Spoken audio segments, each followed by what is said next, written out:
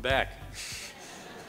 Now, the next individual I get to introduce is another leader that we're going to see as a congressman or a senator, a governor, and a visionary leader in the conservative movement, somebody who's fighting for principled conservatives, principles in the legislature, putting forth tort reform, fighting against the expansion of Obamacare. Ladies and gentlemen, please join me in welcoming Paul Curtman.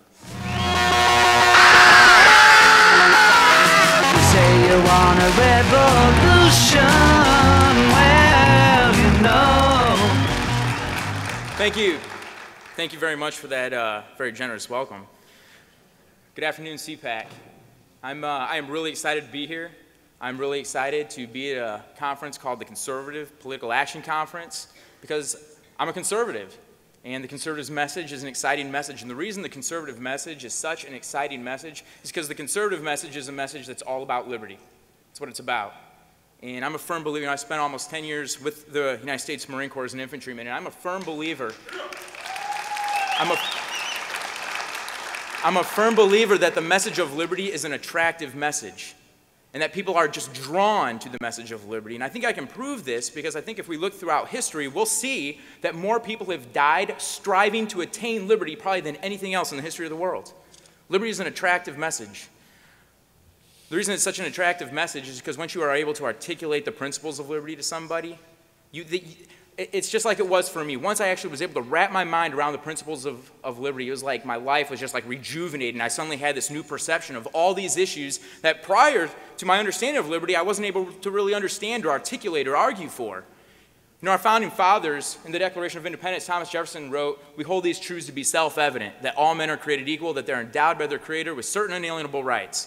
Among these are life, liberty, and the pursuit of happiness, and that to secure these rights, governments are instituted among men."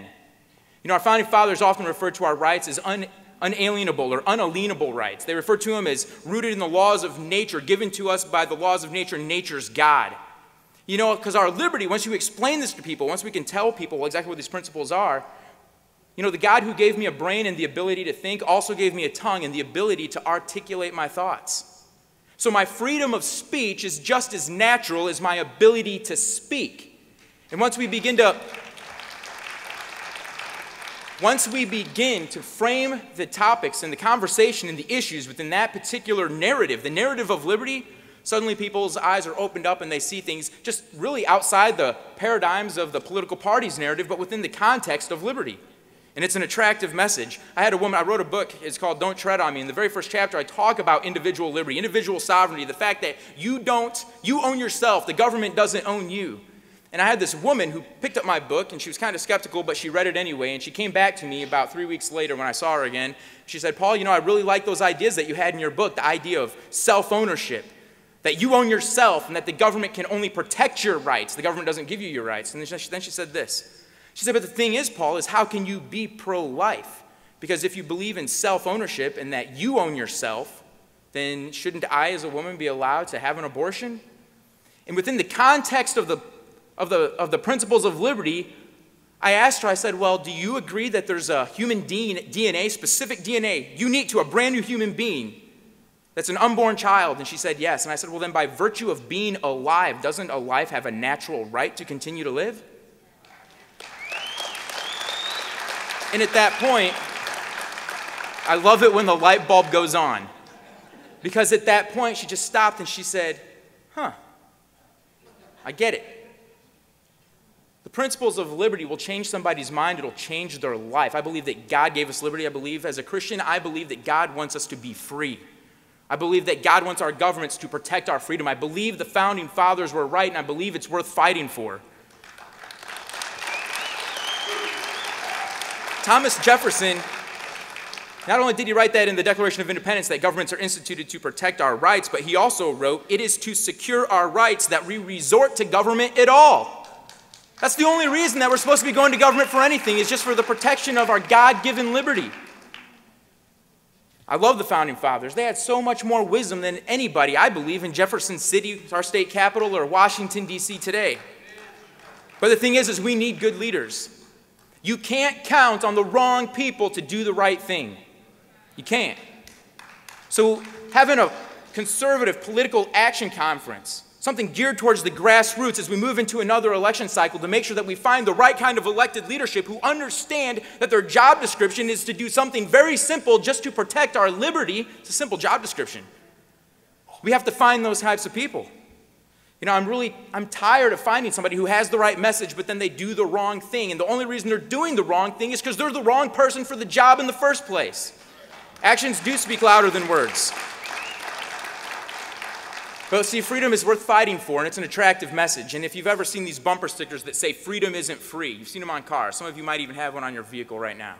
But a lot of times people put that only within the context of our military, and they say freedom isn't free, think a veteran for fighting for our freedom. And that's all true, but the thing is we have a responsibility to make sure that we're fighting for freedom and liberty here in the homeland.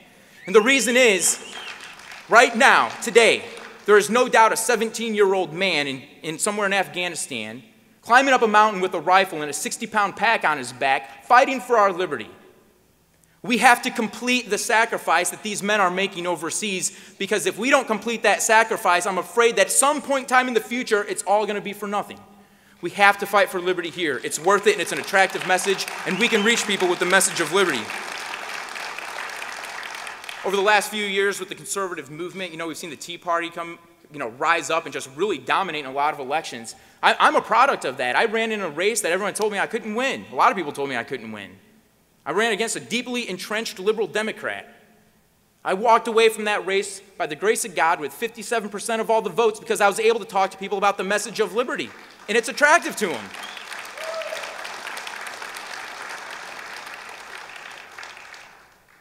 When Thomas Paine first came to America, he did a lot of writing. I think we all know this. He wrote books like Common Sense, pamphlets that really helped change the course of the thought in America, really helped change the course of the American Revolution, War for Independence. But he once wrote this, and this is a message for all of us, something to remember. He said, "When my country into which I had just set my foot was set on fire about my ears, it was time to stir. It was time for every man to stir." We have to make sure that we're stirring on a regular basis to find people that are going to Jefferson City or to Washington, D.C., humble enough to respect the authority of the Constitution, because that Constitution is all that protects us from people that really do believe they can go there and do whatever they want.